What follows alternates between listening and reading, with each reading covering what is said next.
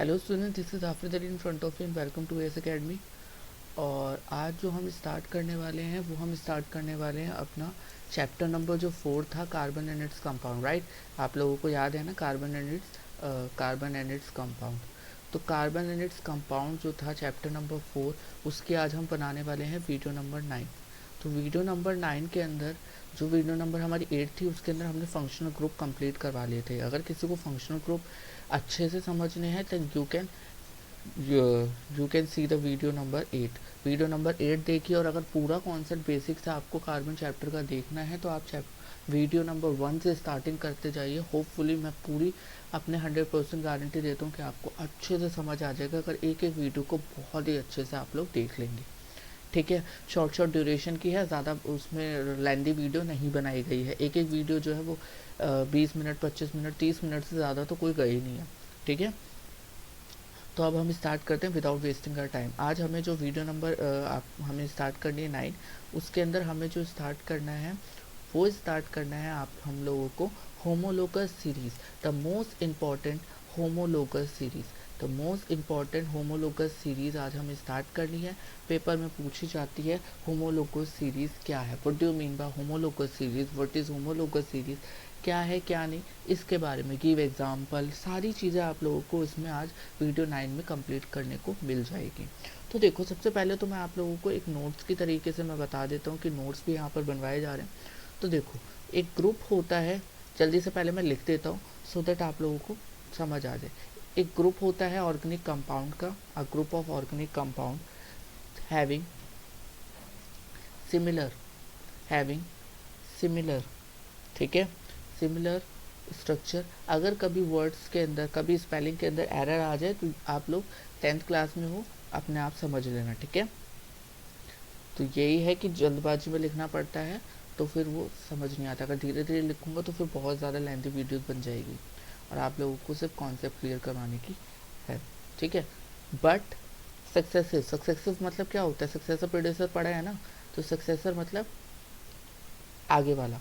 Successive compound differ by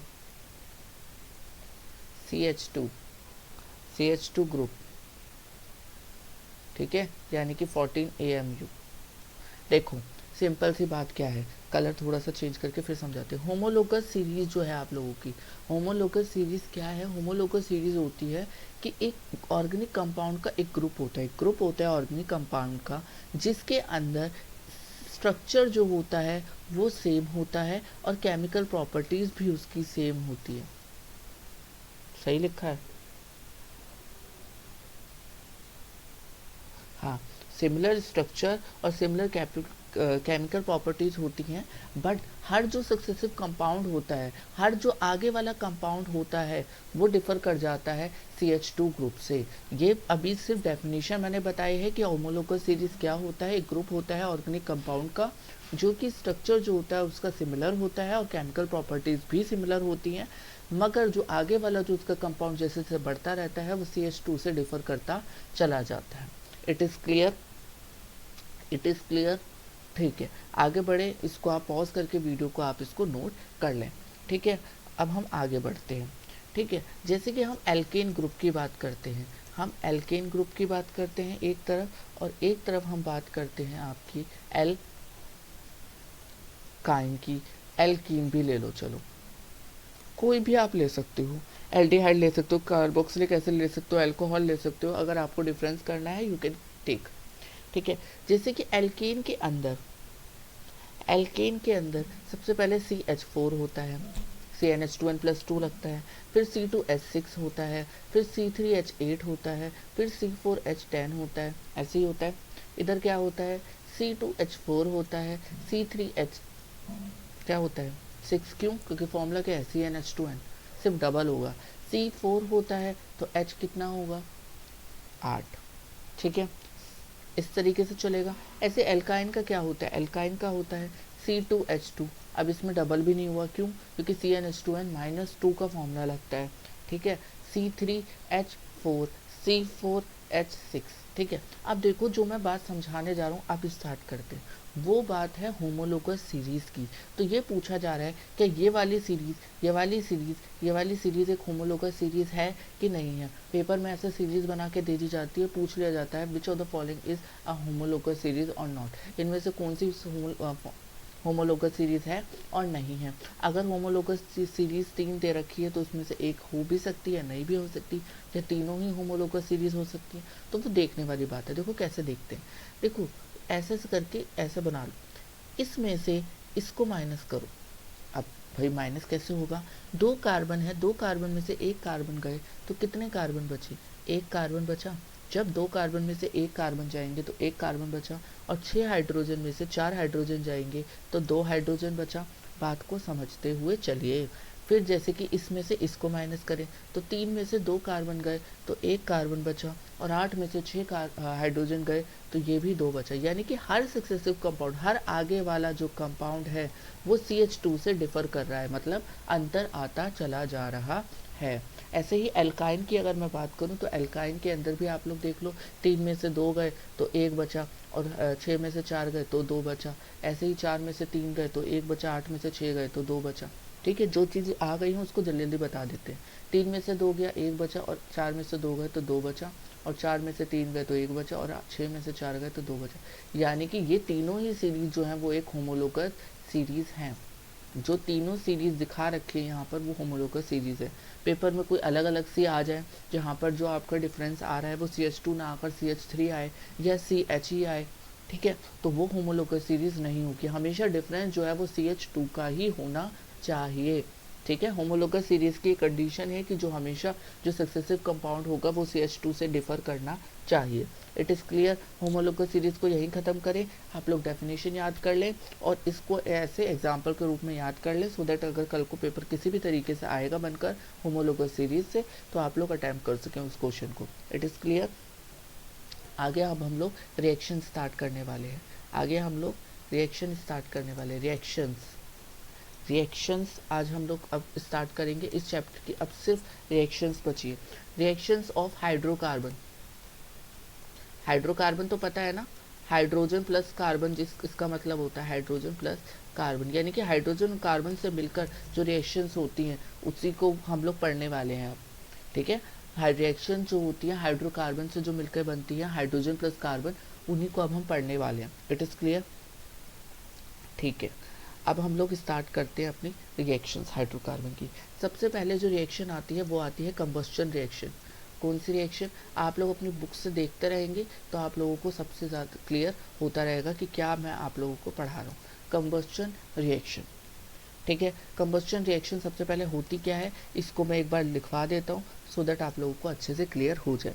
देखो, ये होता है द बर्निंग ऑफ फ्यूल। आग जलती है ना, फ्यूल जलता है ना, उसी की रिएक्शन है। In the presence of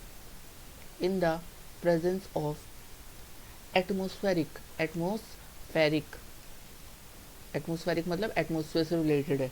atmospheric oxygen to form, क्या फॉर्म करने के लिए, CO2 यानी कि कार्बन डाइऑक्साइड, H2 यानी कि वाटर,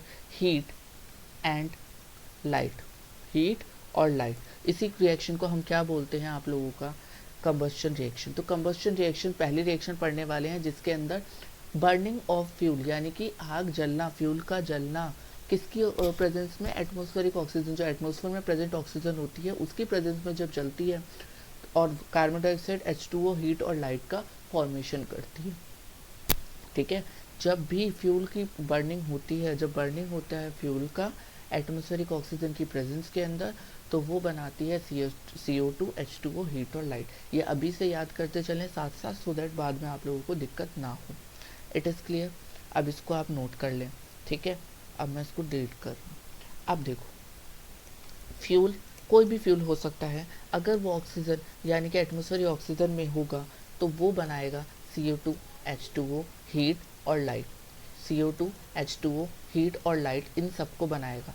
इट इज़ क्लियर और नॉट क्लियर है ना, कि फ्यूल जब ऑक्सीजन से रिएक्ट करेगा तो वो कार्बन डाइऑक्साइड H2O हीट और लाइट को बनाएगा। It is clear. ठीक है, ये वाली रिएक्शन आप लोगों को याद कर लेनी है। इसके बाद और चीज़ मैं बता देता हूँ। देखो जैसे कि एग्जांपल मैं देता हूँ, जैसे एलपीजी है, एलपीजी के अंदर 90% जो होता है वो होता है normal butane, N denote for normal, ठीक है, नॉर्मल ब्यूटेन, और 10% इसके अंदर, और 10% इसके अंदर होता है आप लोगों का प्रोपेन, 10% इसके अंदर प्रोपेन और इथेन होता है, ठीक है। और ये सारे ही एन ग्रुप के हैं, एल्केन ग्रुप के हैं, इसीलिए ये सैचुरेटेड हाइड्रोकार्बन कहलाए जाते हैं, सैचुरेटेड हाइड्रोकार्बन कहलाए जाते हैं। पता चल गया ना, सैचुरेटेड हाइड्रोकार्बन, अनसैचुरेटेड हाइड्रोकार्बन मैंने बताए भी थे आप लोगों को। It is clear. तो इसी तरीके से आप लोग ध्यान रखिए कि एलपीजी का मैंने एग्जांपल दे दिया, एलपीजी के अंदर 90% नॉर्मल ब्यूटेन होता है, 10% प्रोपेन होता है, ठीक है। तो वो सैचुरेटेड हाइड्रोकार्बन की उसमें जलती है, सैचुरेटेड हाइड्रोकार्बन इसको बोला जाता है, क्यों, क्योंकि ये एल्केन ग्रुप से मिलकर बनती है। It is clear. तो कंबस्शन पता चल गया, कंबस्शन होता क्या है। कंबस्शन का मतलब होता है जब भी फ्यूल का जलना एटमॉस्फेरिक ऑक्सीजन के प्रेजेंस में, तो वो CO2 H2O हीट और लाइट को रिलीज करेगा, ठीक है। इतनी रिएक्शन आप लोग अगर डेफिनेशन भी याद कर लेते हो तो आप लोग रिएक्शन अपने आप ही लिख दोगे, ठीक है। अब हम लोग आगे चलते हैं। अब मैं आप लोगों को इसके टाइप्स बता देता हूँ। देखो टाइप्स में भी कुछ नहीं है, जो टाइप्स हैं इसके, टाइप्स जो हैं कंबस्शन के, वो भी बहुत ज़्यादा आप लोग समझ सकते हैं, कुछ भी दिक्कत नहीं है। टाइप्स ऑफ कंबस्शन के अंदर भी देखो कितने तरीके के कंबस्शन होते हैं, ये भी बात पता होनी चाहिए। तो देखो सबसे पहले होता है कंप्लीट कंबस्शन, यानी कि पूरी तरीके से जो कंबस्शन हो जाए, यानी कि बर्निंग पूरी तरीके से हो जाए। एक होता है कंप्लीट कंबस्शन, तो दूसरा आप लोग पता ही कर लोगे, दूसरा होता है इनकम्प्लीट। दूसरा क्या होता है, इनकम्प्लीट कंबस्शन। एक होगा कंप्लीट तो दूसरा इनकम्प्लीट कंबस्शन होगा। लेकिन क्या अंतर है, what is the difference between complete combustion and the incomplete combustion, ये सब पढ़ने के लिए ये सब पढ़ने के लिए आप लोगों को सारी वीडियो को आगे तक कंटिन्यू करना पड़ेगा, ठीक है। पूरी वीडियो देखिए सो दैट एक एक चीज़ आप लोगों को क्लियर हो।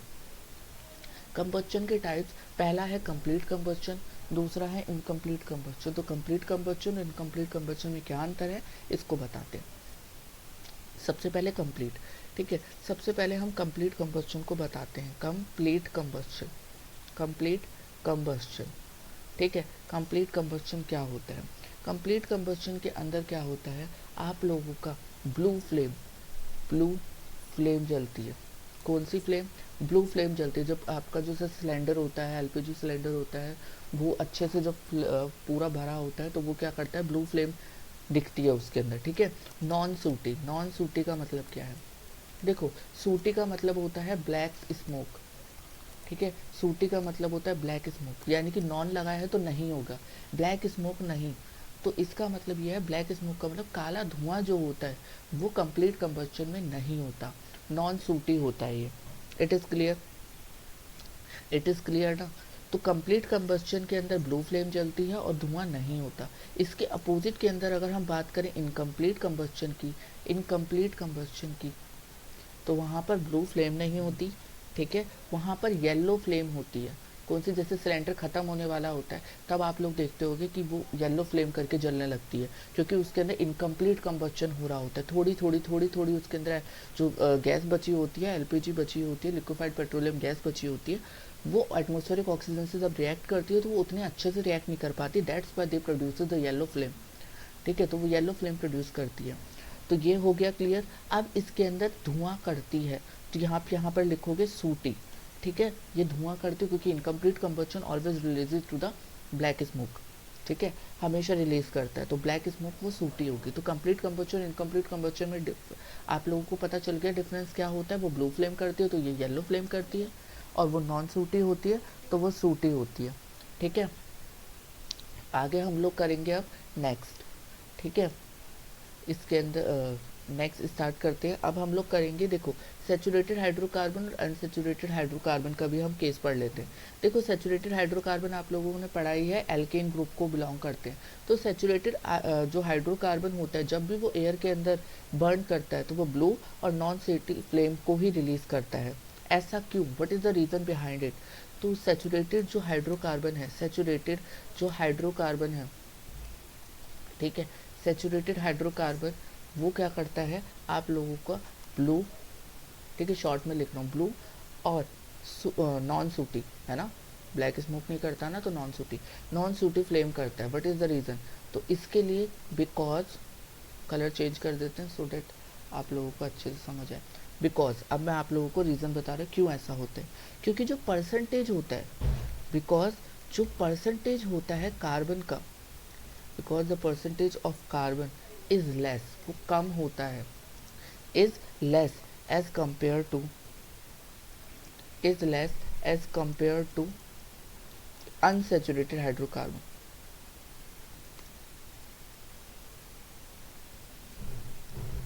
ठीक है, तो देखो अब सेचुरेटेड हाइड्रोकार्बन था वो ब्लू और नॉन सूटिव फ्लेम क्यों कर रहा था?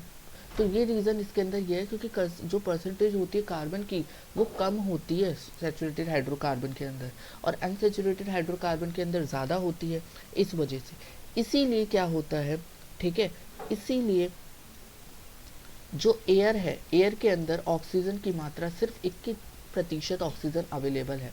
ठीक है, और 21% ऑक्सीजन है ना, तो ये सफिशिएंट हो जाती है। It is sufficient for the complete combustion, it is sufficient for the complete combustion.